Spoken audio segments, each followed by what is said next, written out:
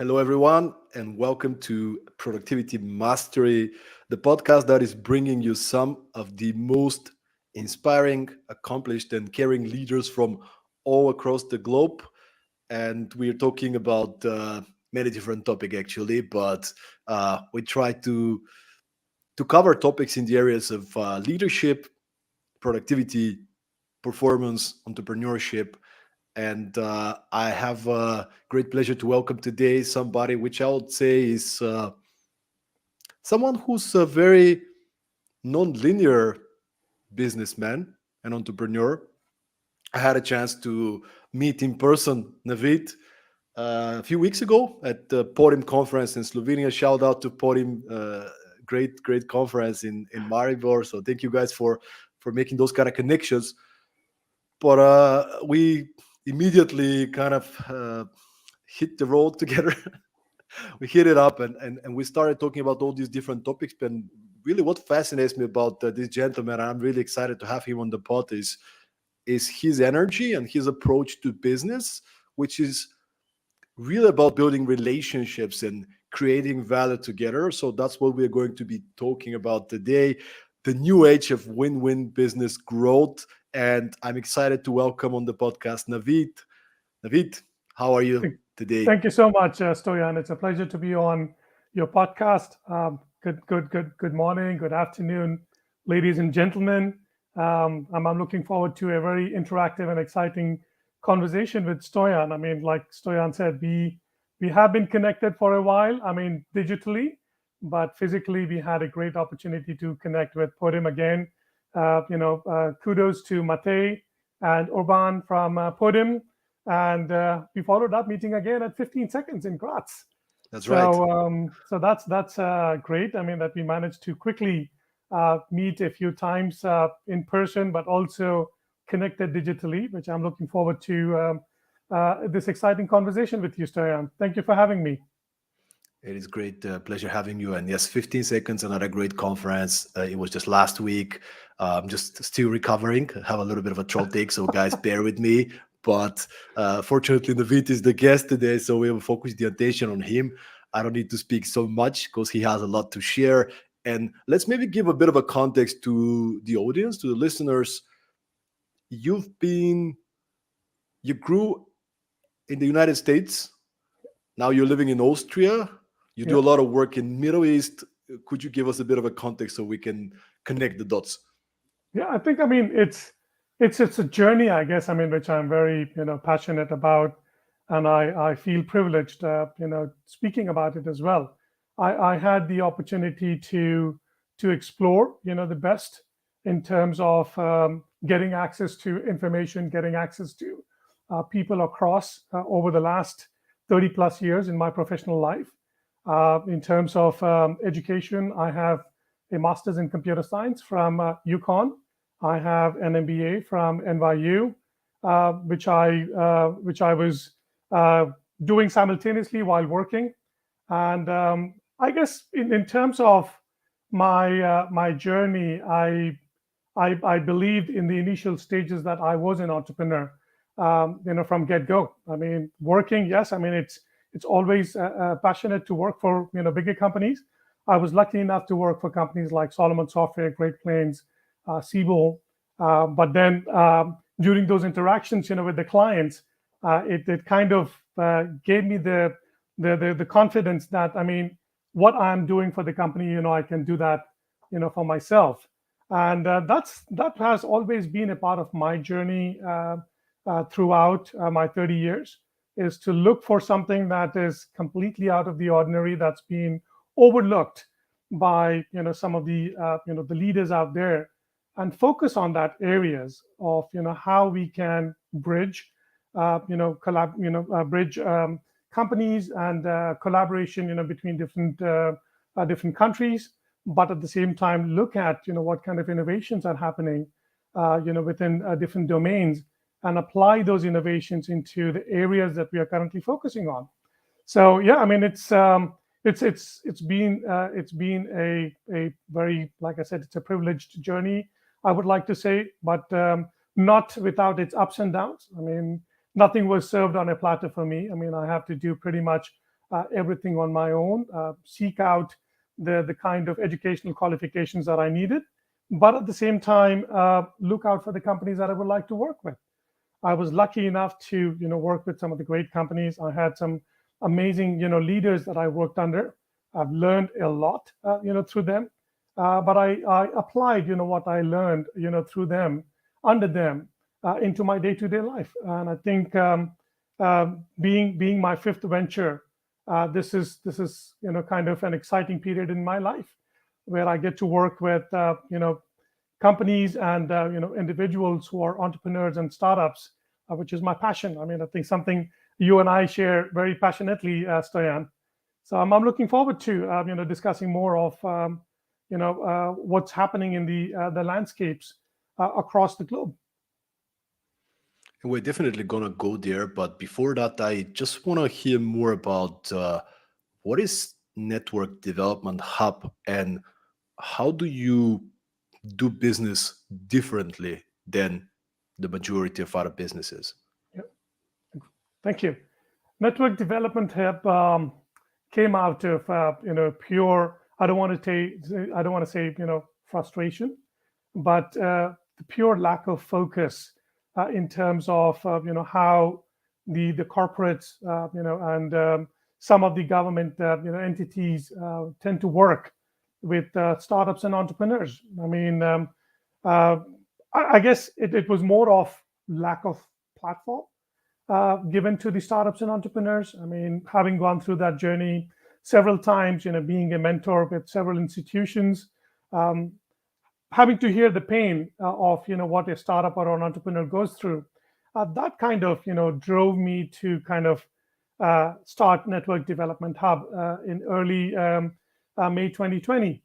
And the purpose of starting Network Development Hub was to provide a platform to those startups and scale ups or entrepreneurs who don't have access to the right mentors or right advisors.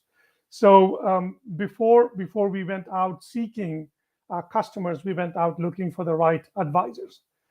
Today, Network Development Hub is lucky enough to work with about 20 global advisors. Each of these advisors come from a very influential background, representing either a region or representing a country as an advisor to various different governments. And so that was one of the prerequisites of how do we go about catering to the customers that we would like to bring on board. There's someone who has the experience of being an entrepreneur or a startup, but at the same time, I mean, they are sitting in a position today that they can communicate with our customers and help them, guide them, advise them, with their product or service, but also at the same time looking to internationalize as well, because that is one of the focus areas of Network Development Hub, where we work with startups and scale ups and help them kind of refine their go-to-market strategy and position them into the region that they operate within, but at the same time identify where and how we might be able to present them in the regions that we have access to currently. So today we are focusing on DACH, UK, Nordics, and the Middle Eastern market. And the regions are growing because as a regular focus of our advisors and myself, being the CEO and founder of the company, I'm constantly looking to collaborate. I'm constantly looking to create synergies, where I see a particular startup ecosystem or an incubator or an accelerator might have the potential of collaborating in another country, to create synergies between them. So that's one of the reasons why NDH came into being. Our We are not limited just working with early stage startups, but we are also currently working with companies that are listed as well.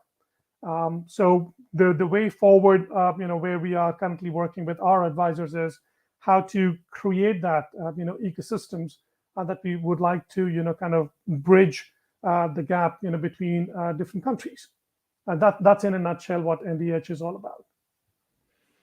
And I think it's fascinating, as you said, we talked today about the new age of win-win, but in a way, it's win-win-win because you're involving, um, you have trusted advisors and you have other trusted partners, and in a way, you kind of involve them all, and everybody's winning from these kind of collaborations. And since this is one of the core topics, and from my experience, many people are struggling with the area of networking and building meaningful connections. I wonder, how did you manage to build many great trusted connections with people that who are not just good people with the right kind of values, but actually strong experts with large networks? I think this might come a little bit for granted for somebody like yourself, but I think many people will be curious to hear, how does one build such a great network of meaningful connections? Yeah.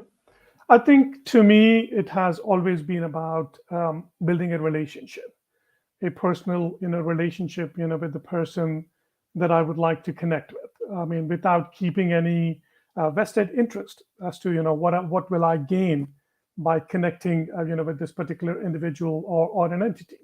So over the last 30 years, I have invested heavily into, nurturing and building those relationships.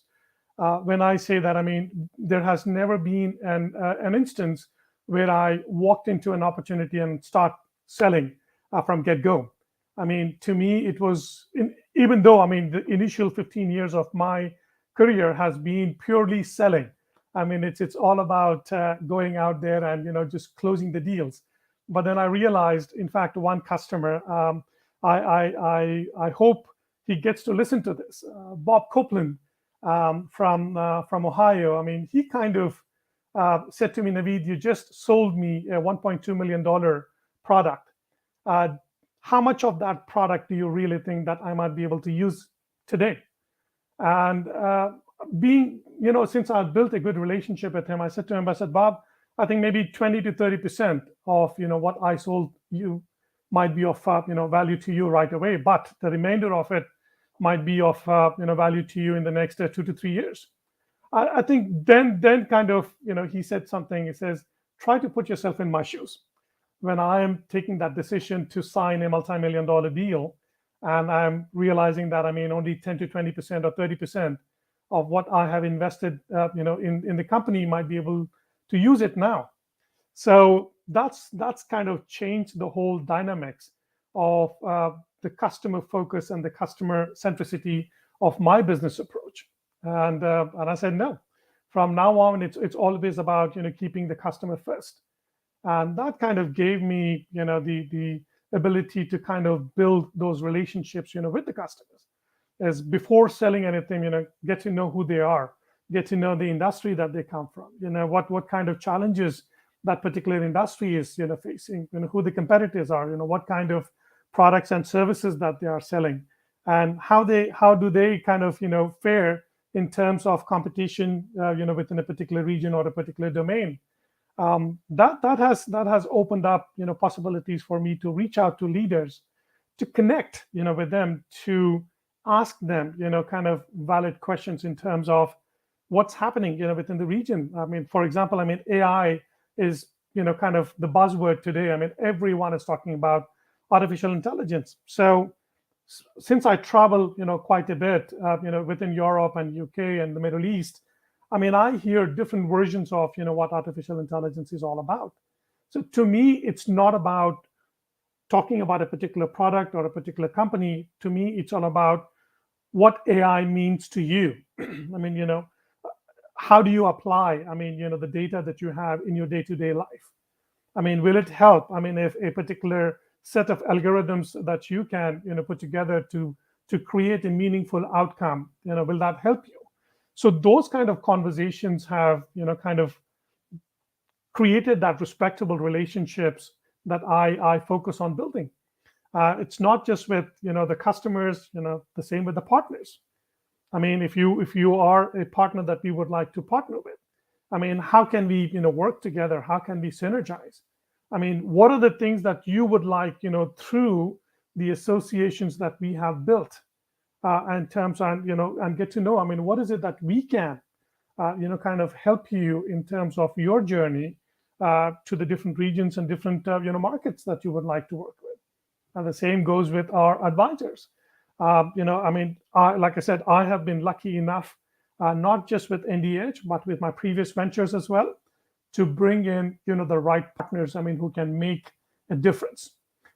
One thing was clear from get go is we are in a business of building relationships.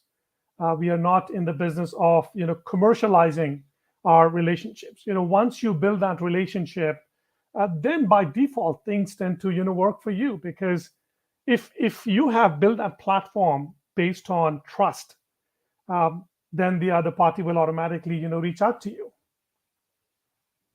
Man, this is so good. And I hope everybody who's listening really pays attention to this. Because, Navid, we just mentioned a couple of conferences that we were both attending. Yeah. And 2022, I still go to conferences, and 90% of people who meet me start selling me something. Yes. Hi, I'm Michael. I have a product that have a dude. Who are you? I don't know you. Like, you're going for the short term sell, but that's not gonna do you any good. I don't know who told you that. Is that in the business school, or I have no idea. But that's not how we do it. Like, as opposed to Naveed, we had this great conversation. We had actually a walk together organized by the conference Yeah. organizers for us, the speakers, and we were just having fun. Yeah. Navid was really kind and curious, asking me questions. What are you passionate about? What do you do these days? And I think that's one of the reasons we are here today, because we really found this kind of a mindset. And of course, opportunities will come. Of Yeah. course, as we discussed, business, profit, these are important things. Correct.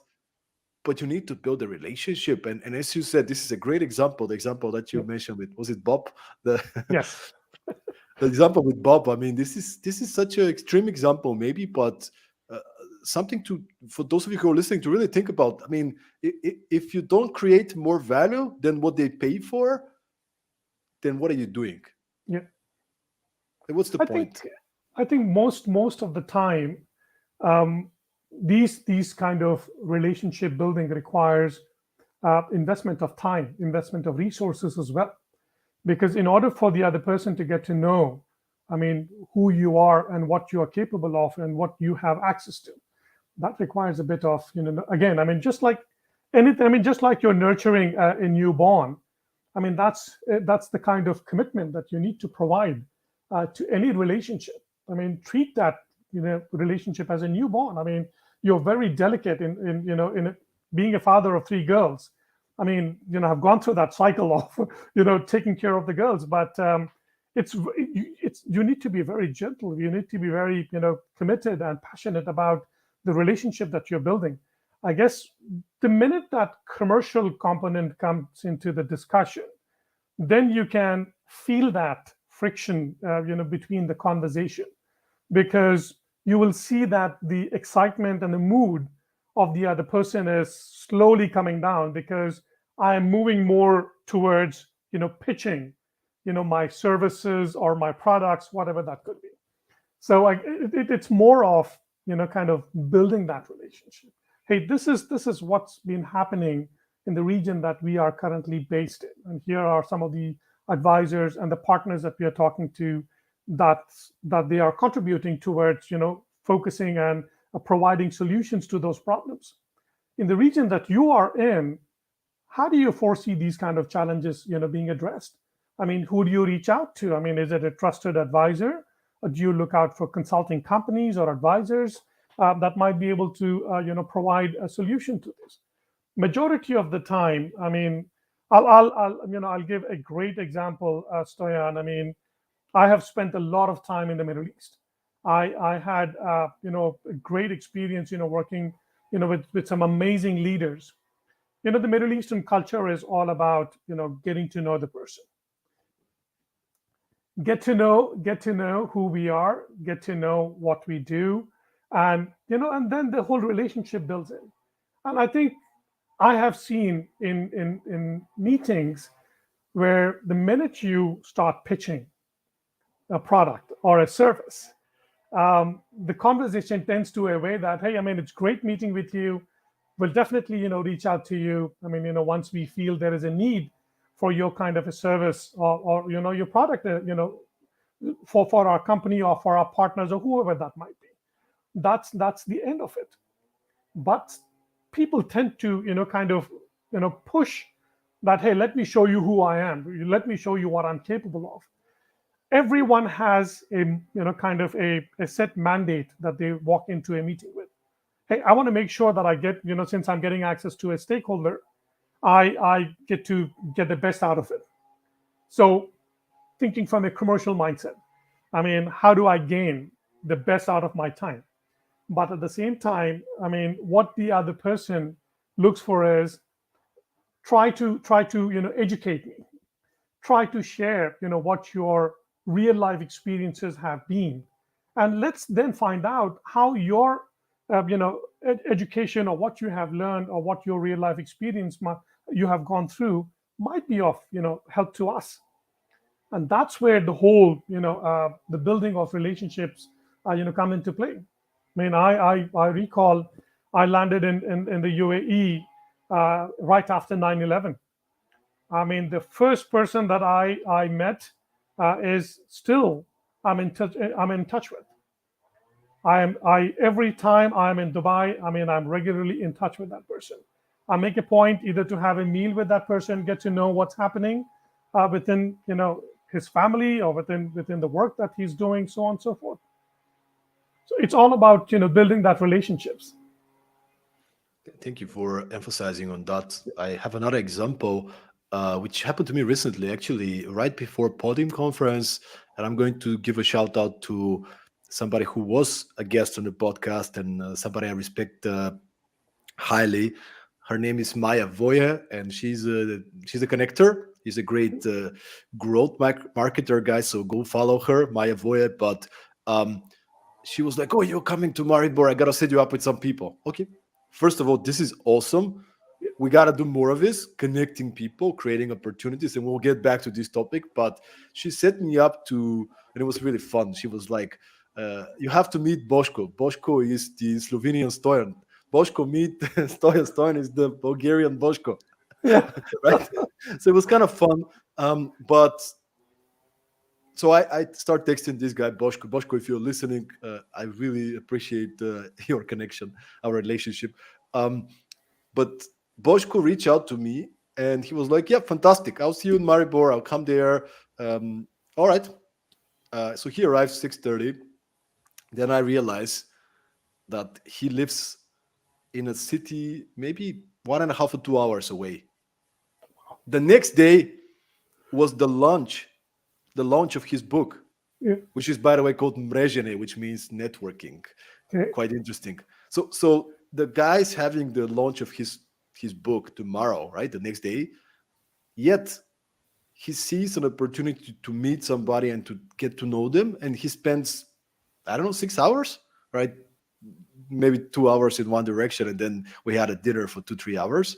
Um, and then he came. He's asking questions. He's sharing what he's passionate about.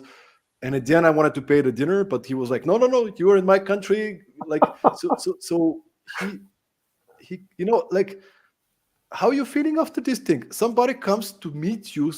He has a family, kids. He's launching a book the next day.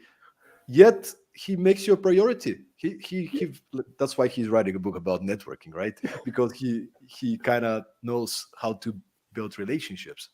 So Boško, if you're listening, I hope those of you who are from Slovenia go check out this book called Mrežene. Hopefully, it goes out in English. But it's just one example of creating a good first impression, yeah, that you are not there for, let me sell you something, but no, but it's the thing. It's this curiosity. Like, who's this person in front of me? yeah, What do they care about?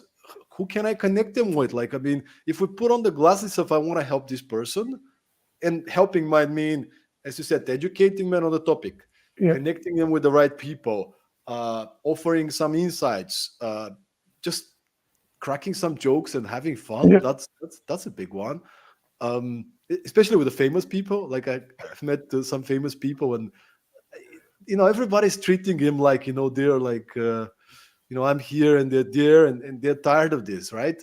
Yeah, And when you start cracking jokes and being kind of normal, um, but then the point of thinking of how can I create value? How can I help this person? They don't know me. They don't care about me or my yeah, product or my business. They might at some point, but it's not my goal. My objective is to create value, to be yeah. the good guy, to be the kind person. So, can you maybe talk about this yourself from your observation and your kind of transformation in the past 30 years from being the I gotta sell you stuff and to actually taking a step back and becoming the person who is giving and sharing?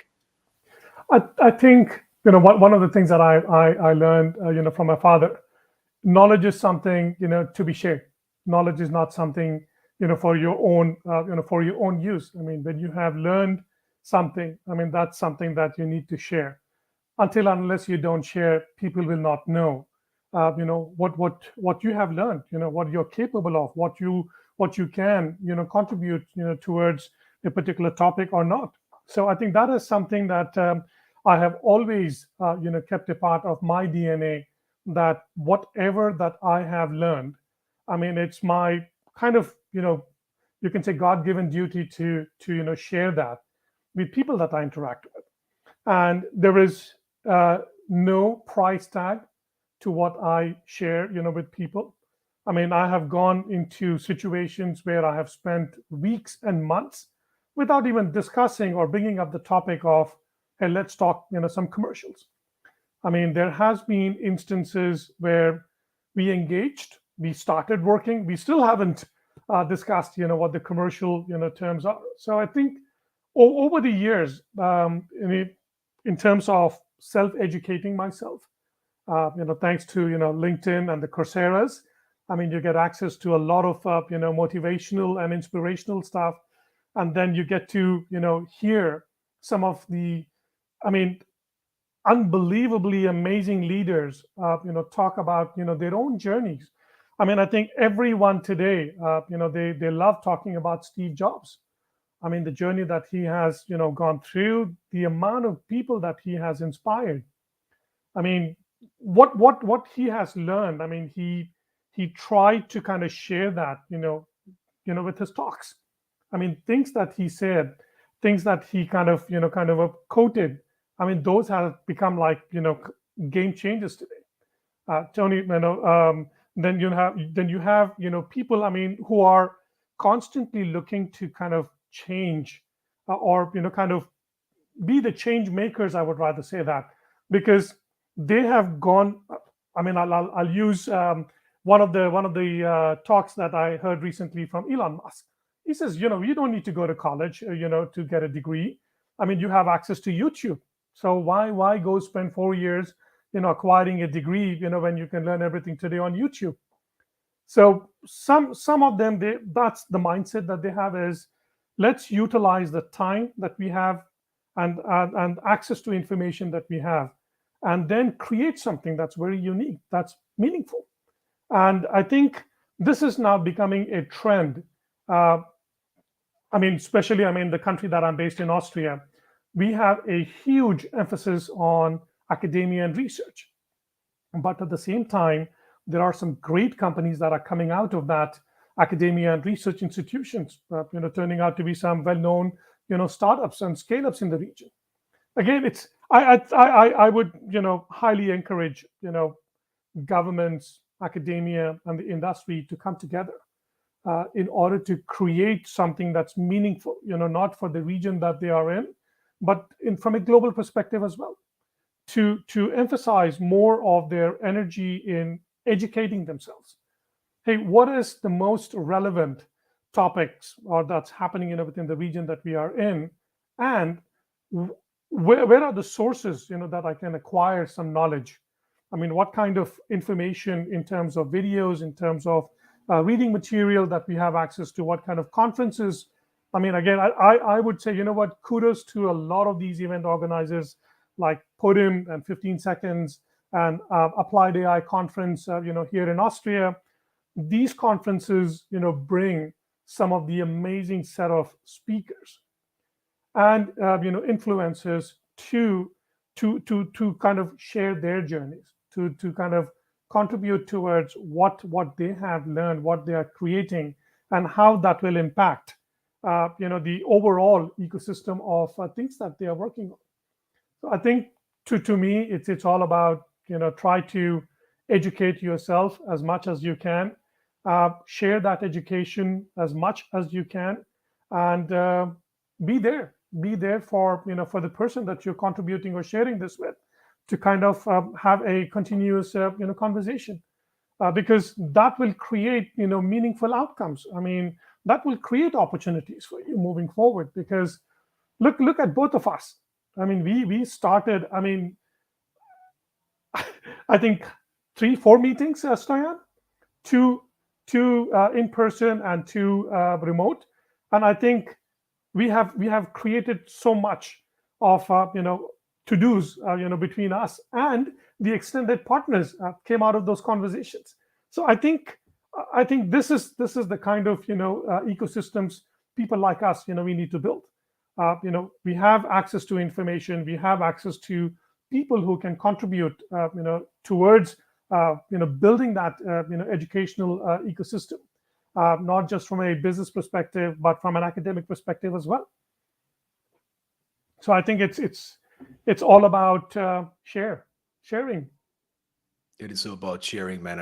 And I wonder, have you ever created business opportunities for yourself indirectly by simply being the good person, connecting people so they create opportunities together, but then at some point it comes back to you? I'm just wondering. I have been lucky enough, like I said, purely because of the investments that I have made over the years in my relationships. I have been lucky enough to have those people recommend people to come and talk to me, or meet with me to see, I mean, where and how we might be able to work together.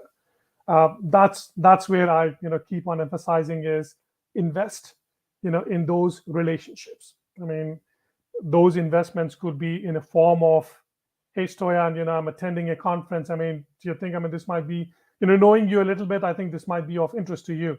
A simple gesture of getting to know, I mean, letting the other person know, I know what your interest levels are, and I think, I mean, here are some of the things that I'm having access to that I would like to share it with you. So those kind of investments into relationships have definitely paid off. I mean, I'm so thankful to those individuals, I mean, who have supported me and helped me in getting where I am today. Because without their help and support individually, I mean, there is so much you can do, but having access to a network of advisors and mentors, that creates an amazing ecosystem that you would love to be a part of. It's just interesting.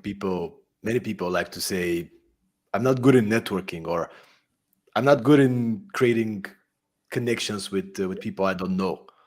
And it's like, it's not a rocket science. Yeah. You don't have to be the perfect person who's having a perfect business and perfect life. Quite the opposite. If you are curious enough, so you ask questions, you listen, but you really listen. Yeah. And as you said, you know that one of my priorities is to speak of some of the most impactful conferences. Yeah. You know that because we talk about all those things. Yes. So you have me in mind, and next time there is a great conference that I can contribute with the stuff that I do, Yeah. you already have me in mind, and you will make an introduction or just say, hey, this is a great conference, maybe you want to get in touch with the organizers, right? I know what you do, and you are in the back of my head, and I meet a lot of great influential people, and next time there's some opportunity that you can come in, I have it in mind. And it doesn't take much, but it takes these conversations Correct. and what are you passionate about? Yeah. What are you focused on these days? Do you have any specific goals and objectives? And sometimes it's very interesting. It's the things that people are passionate about are not exactly what you see on LinkedIn. It could Yes. be, it could be, but not always. Sometimes you talk to this executive and they do these things and you're like, wow, they're probably all about this. And then you talk to them, it's like, I'm caring about the college for my daughter. Yeah. Okay, interesting, right? It's but you ask questions, and then you can say, you know what, I know somebody. Let me set you up with this person because he knows all the best colleges in the area, Yeah. and maybe you guys, he can give you good advice. Now you help the executive, Yeah. and I'm not expecting anything. Yeah. I just did the right thing, right? Yeah. But call it karma, call it pure practicality. I don't know what it is, Yes. but it always comes back. Absolutely. I think we, we have also, one of our business, opportunities is to work with delegations, and that's one of the areas that I also kind of work very closely with the companies, who we would like to, take as a part of the delegations. I guess as long as you educate the delegation of the country that you're going in, the cultural aspects of that country, the business etiquettes, the do's and don'ts. That also helps change quite a bit. One of the things that you just said earlier about networking is not for me. I mean, if you are passionate about what you do, because you network, I mean, not just because you are a startup or or an entrepreneur, you also network, when you are an academic, a researcher, because you would like to go out and find out, by engaging with people, what kind of curriculums, I mean, that they would like to foresee in the future. What kind of research topics that might be of interest to so on and so forth. As long as you are passionate about what you do, what you believe in, networking becomes a lot more easier because that the passion comes out, from within. I mean, it's not something that you have to prepare a pitch saying that, okay, I mean, this is what I'm going to do. That when I system, come across Stoyan, I'm going to purely talk about productivity and performance because this is what Stoyan loves about. Now, without knowing, what drives, Stoyan to create the platform or the framework that he created, for productivity and performance. You are not looking at the core. You're not looking at the motivation behind what you built, why you came to create what you created.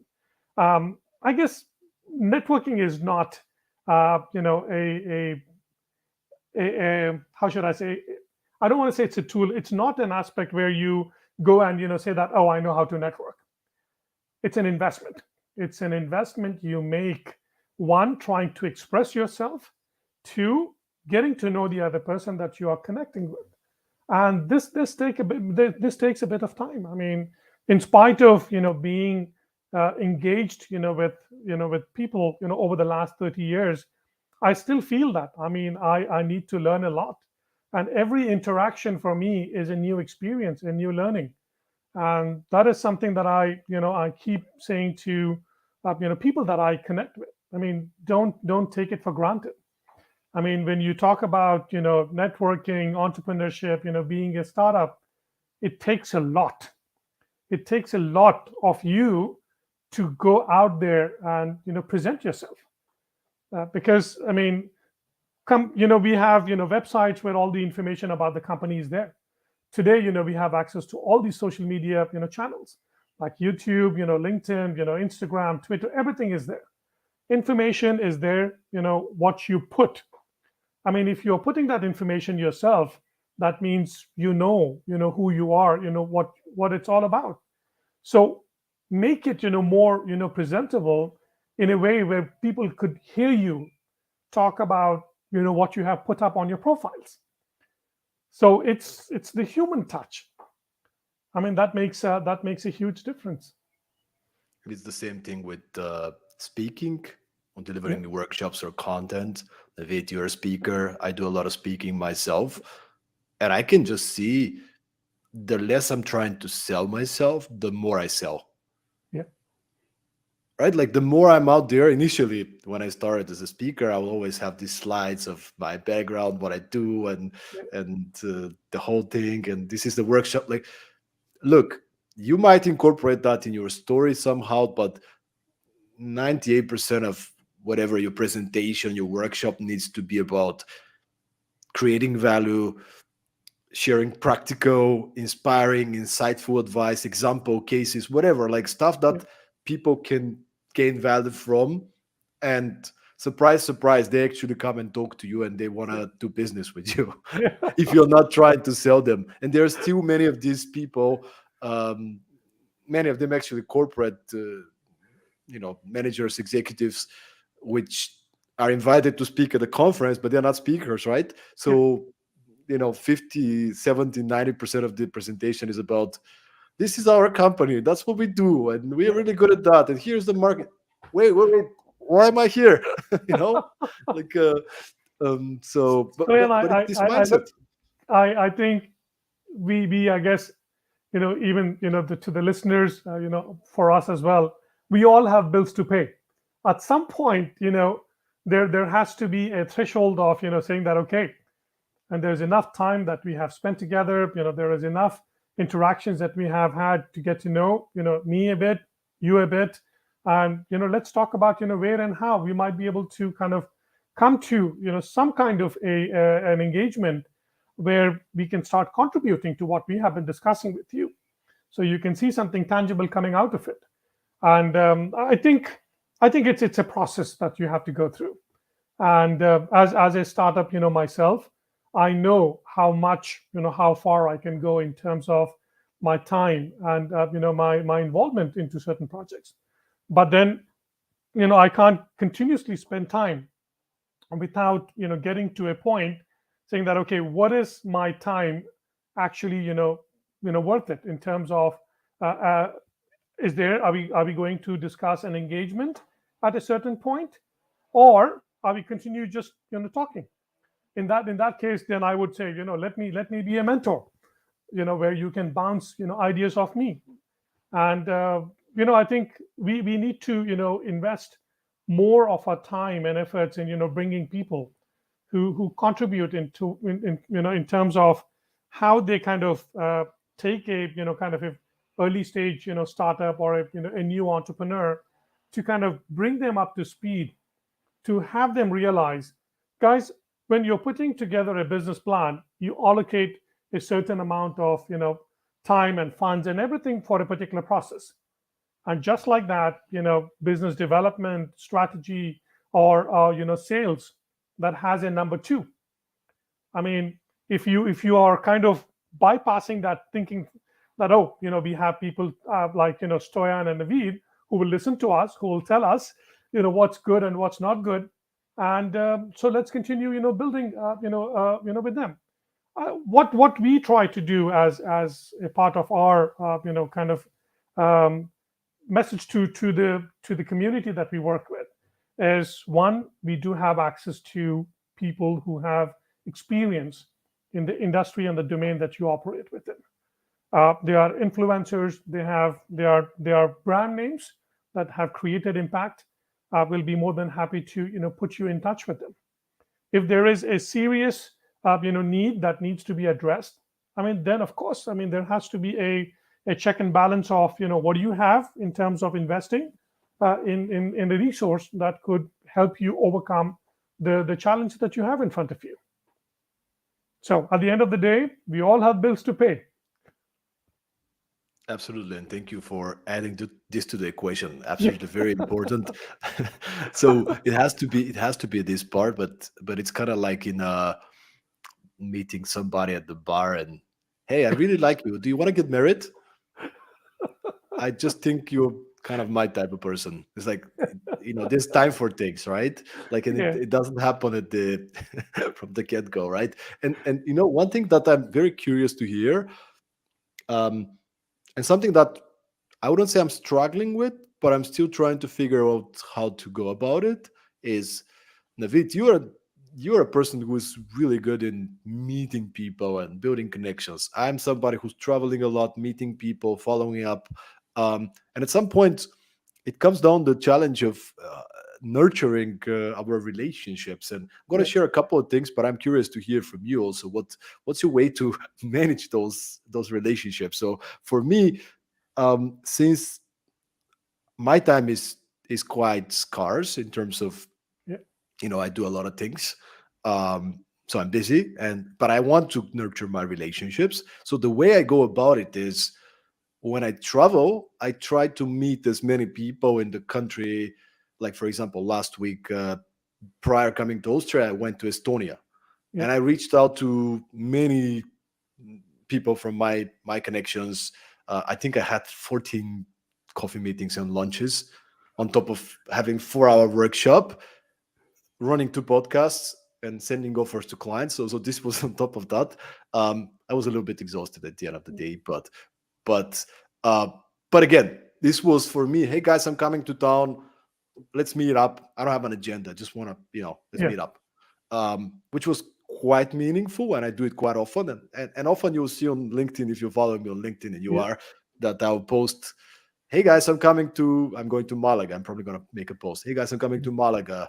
Um, do you know anybody cool that I should meet? It's a place I haven't been to, so I don't know so many people. Yeah. Probably know several people, but I haven't been there. So I'm probably gonna make a post and say, hey guys, anybody I should meet, anybody who's in town these days. And usually I'll meet kind of like not 50%, but like could be 50% of new people and 50% of people I already know, Yeah. in a destination I've been to. Sometimes there's a completely new destination, so I might meet, majority could be new people. Or the destination is Estonia, I'm often there, so Yeah. majority of people already know them. But the other things that I do is, of course, we're running this podcast. I do lots of stuff on social. I have a newsletter. I organize once in a while some private mastermind calls where I can bring Yeah. people together, Yeah. to kind of to get in touch, to be there. Maybe I cannot meet everybody one on one, but at least we can kind of be together. So these are some of the things that I do. But I wonder, what do you do to, because you talk about managing and nurturing your relationships, but there's so many, right? How do Yes. you how do you do that? How do you prioritize?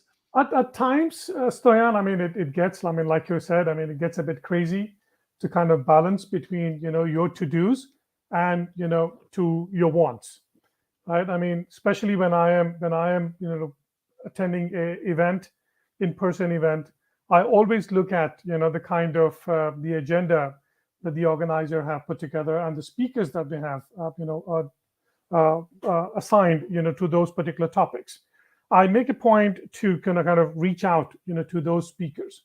But if I don't have a direct access to those speakers, I use someone who's connected with the speakers to kind of let the person know that, hey, I mean, so and so would like to connect with you to kind of, and I do that for a reason, because when I am working with my clients, when I am working with people that I have had relationships in the past, or continue, building that relationship, I try to kind of work, with those individuals, I mean, who can contribute a bit to the particular client or a partner or an advisor, that I'm currently engaged with or currently working with. That gives me a little bit more of an insight to kind of engage, with that particular person, during that conference, and kind of get to know that person. I think I have, I don't want to brag about it, but 70 to 80% of those meetings have kind of converted into a relationship that I still nurture. And again, I mean, these relationships are all about getting to know you, uh, sharing with you, what some of the challenges that I'm hearing, and how you, as an expert or an influencer or someone who's a contributor, might be able to help, address that particular issue, and so on and so forth. I think that has given me a lot of, reach in terms of very select events that I would like to be a part of, and not every event, because I want to be there at every event that's out there. The upcoming one that I'm going to be in Stuttgart for is the deep startup ecosystems. I'm kind of thrilled to be a part of that event, because um, someone who I met, someone who I have known for over a year, just like you, at Podium, Sebastian, I mean, who's the ex-CEO of ProChili. I mean, he is a part of the deep startup ecosystem, and I'm really looking forward, to Cool, participate in dude. that, to Cool, to dude. hear to hear more about what kind of companies are coming. And I would consider myself lucky that in the next day or so, I'm speaking to the CEO of Deep Ecosystems, because I see there is what they are seeking in terms of expansion into international markets. I think we might be able to give him that platform to reach out to the different markets that they are not currently operating in. So I think it's a way how you balance it. I mean, what is it that you are seeking, and do you foresee? I mean, reaching out to that particular person at a particular event might be able to provide you value. Again, value in terms of knowledge and experience. No commercial discussions. No, man, when you're talking about these things, it just makes me reflect myself. Last week was 15 seconds, right? And I promised the guys to deliver this time. I was moderating a panel discussion and Yeah, one of the stages, and then I did a workshop, which meant that I need to put in some work to prepare well, right? So part of and I tried to prepare everything before I went to the conference. But as you said, it was this FOMO kicking in, right? Like you look at the webpage, all these amazing speakers that you get a chance to yeah, interact and connect with.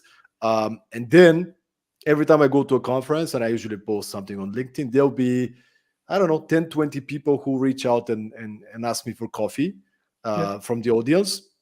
So I also want to meet some people, and if I can be of help to them, yeah. but I can meet them all, right? So one strategy has been to invite them to my session, of course, Correct. and then when they come to the session afterwards, we can either I can bring the whole party to have coffee together, or if somebody is really, we can have a good conversation. We could go have coffee. I think I Yeah, did a couple of these in Austria, for example, with people just reaching out and, hey, love what you do, I've been following you, let's meet up. Yeah, sure. But uh, there have been these people that are like, hi, I see you're coming to 15 seconds, I have the software. Like, okay, I'm not going to reply to you. What do you yeah. expect me to reply to you? Like, I don't know you, you're already selling me something and we haven't Correct. even started talking. Yeah, you yeah, yeah, know so it's been, but it's been this kind of it's really about prioritization. Like, yeah, there's so many opportunities, and this last conference I never did that before. yeah, I i was the party pooper. you know like there was a pre-event, the opening night for yeah, speakers and partners, yeah, and I came after this crazy trip in Estonia, 12 hours of travel. yeah. I took a shower. Now I'm like, I'm not going. I need to sustain my energy, because otherwise I will not be of best value for the audience tomorrow. So even though Yeah. these amazing people, I know a few of them, so they can introduce me to the rest. I was like, you know what? I gotta prioritize. My Yes. priority is to be fresh and to give the most to the Yeah. audience. Uh, at the speakers dinner, I think I stayed until 11. Again, went to my hotel, Yeah. slept.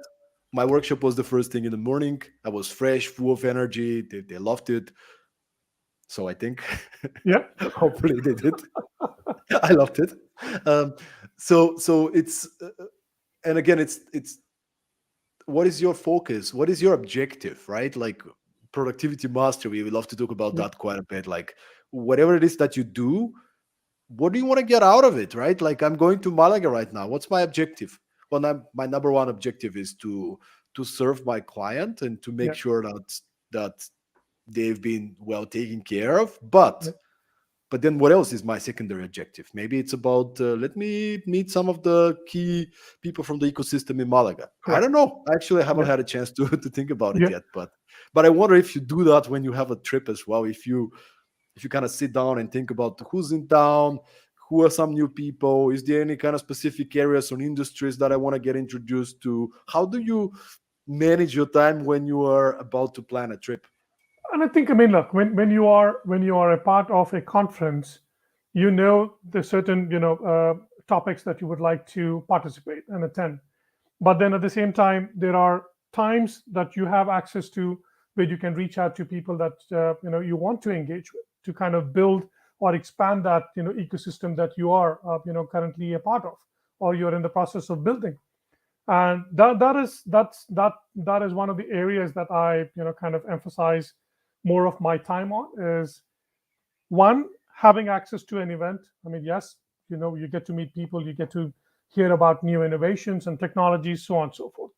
But then, like you rightly said, one part is to participate. Two, how your participation is going to impact your own productivity in terms of time, access to resources, so on and so forth. So to me, it's all about expanding that access to ecosystem, different players, and to see how I can kind of bridge that gap of bringing companies together. I mean, if you look at, I'll use an example, Stoyan, without naming um, the company or the incubator.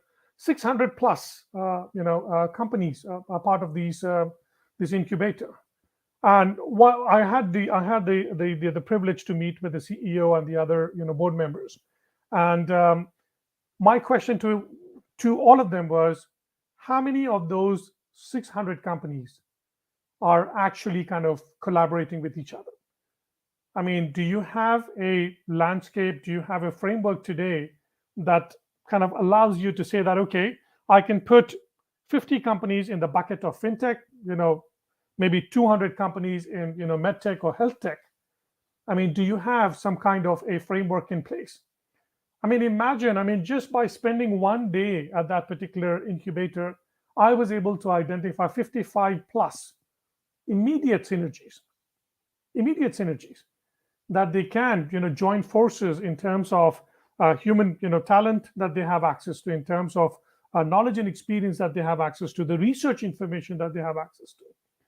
So I guess we need to I guess I would suggest or recommend most of the incubators and accelerators out there, when you're creating an ecosystem, look at how many companies that you are onboarding today do actually have that capacity to say, what, I feel company ABC might be a good potential where I might be able to synergize, share some of the resources that we have, share the information that we have. You don't have to join forces, in a way that's saying that, okay, we are a joint venture company, but you're a partner company. Look at areas, where you can, complement each other, work together as a team rather than working in silos, because you are taking up the space of the incubator, but at the same time, I mean, you are not, kind of providing the value by overlooking the potential of having access to other companies that you might be able to collaborate with. So I think these are the some of the things that I look for. And one of our advisors, I mean, here in Austria, he's involved into a very, kind of a pretty long project with an entity in the UAE. I'm not naming them. It's a public sector entity, but our focus, our task is to bring all of these emerging tech companies into one single landscape. And I think that will allow, I mean, the owner of the landscape to know exactly how many companies are within a particular domain or a space that we might be able to present, or the leadership of that country might be able to present to different country leaders. So I think those are the things that I would personally like to focus on, is how do we kind of create that bridge. If you look at network development hubs tagline, it's collaboration beyond borders, and we always try to keep that as a part of our existence. Is if you are launching a product in the DACH region, or in Balkans, or in Nordics, I mean, what's the value of that product that's going to be in a different region, in the UK, in the US, or in the Middle East? So we are constantly looking for those kind of avenues where we can say, hey, I mean, if you recall, Stoyan, I think at Podium, there were a lot of areas where I reached out to the startup ecosystem leadership, saying that, guys, I think there is a huge possibility that we might be able to create synergies between the Balkans and the Middle East, for an example. Yeah, it's all about creating bridges. And since you've been Yep. a serial bridge creator, um, I wanted to ask you this kind of question. By the way, let me just see, because we have a question coming in, and it'll be great to finish maybe with a question from the audience. Sure. So, all right. The first and last question from the audience from this podcast. It's coming from somebody from LinkedIn, and it says, "You see and create synergies in different countries. So, how does culture come into play? How do you enable people with diverse backgrounds to explore potential synergies and speak the same business language?" It's a great question. I think, I mean, this is something that kind of shows that, I mean, this is a part of a dialogue that's been happening. Um, Different countries, different cultures. I mean, I always kind of suggest anyone, I mean, moving into a different country to get to know a little bit about what that country stands for, what kind of cultures that they come from, and in terms of the business etiquettes, in terms of the backgrounds of the people that you are connecting with. This is where we as NDH, we kind of focus most of our time before we take any delegations to educate them about the culture. I mean, what in say for example in the Western world, I mean, we tend to say things that could take a completely different meaning in the Middle Eastern culture, or in the Balkans, or in Europe. So we tend to focus more of our time on kind of educating the know-how about the region that you're walking in, the culture. I mean, I'll use an example of in the Middle East, for example. I mean, as a male, you cannot extend a hand to shake hands with a female until and unless the female feels comfortable to extend her hand to shake with you. So those are some of the business norms that kind of uh, educate. I think it's all about, one, you are walking into a different region. As a business, as a individual, you need to know why I'm going to this particular region. What's in it for me? What is it that I need to learn in order to equip myself? You don't have to completely forgo what you believe in, what you stand for, but there are certain norms and ways of a particular region that you're walking in that you need to know.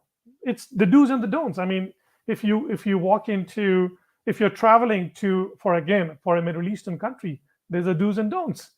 I mean, there are certain places that you can walk in, with a tank top. But I mean, in a different region, I mean, you have to think twice before doing that.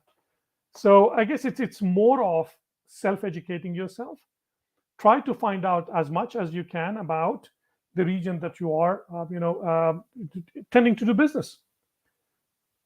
I hope that answers the question. Let us know in the comments if that was a good answer for you, whoever you are, because I can only see from the platform it says LinkedIn user, but we'll definitely get in touch whoever you are. And just final kind of question, Naveed, to wrap up this episode. I started asking you this question prior to this one, and it was more of a, you've been a serial bridge maker and connecting people, creating so much value. And I just want to turn the ball to you. What's your focus? What can we help you with? How can we help you? What is on your focus, and how can we help Naveed? I guess, I mean, it's for me. I mean, in terms of my own journey, I mean, I'm someone who's a seeker. I mean, you can say I'm a sucker for knowledge. I mean, I'm like a sponge. The more I interact, with people, the more I gain knowledge in terms of what's happening out there, and how at the end of the day, what I have acquired through information, through access to knowledge, might be of help to our clients, to our advisors, to our partners. As NDH, I mean, it's all about bringing all of these three components together, to have the clients work very closely with the partners and the advisors. So to me, I mean, it's all about having access to the right people in the right places. And that's one of the things I would like to ask anyone who's hearing, is if you have a particular access to information that you feel might be needed in the regions that we currently operate in the DACH, Nordics, UK, or the Middle East, feel free to reach out, and I'll be more than happy to connect with you. Once again, guys, you heard the man. He's not trying to sell you anything. He just wants to connect and see what's out there and whether he can meet some cool people. So feel free to reach out to him or feel free to reach out to me. I will be going to Malaga and Milan in the next 10 days. So make sure to reach out. But please don't sell me a software or anything else when you do. That'll be my suggestion because I might not Exactly. reply. So thank you so much for everybody who's been here with us today and spending 65 minutes nearly with us. I hope you found something inspiring. Make sure to send us a message or post a comment if something was particularly useful for you. We love to receive these emails and messages. And Absolutely. again, episode 112, meaning there's 111 More to more go. episodes. So if you're just Thank you tuning in so for the much for first having me, time, Stoyan. make sure to Thank you. And subscribe on Spotify, Apple Podcast, YouTube. And yeah, see you next time somewhere across the globe. Naveed, look forward to absolutely. catching up Thank with you you. in person again soon. See Thank you you. guys. Have a great day. Make the most out of it. Absolutely. Take care. Thank you so much. Ciao.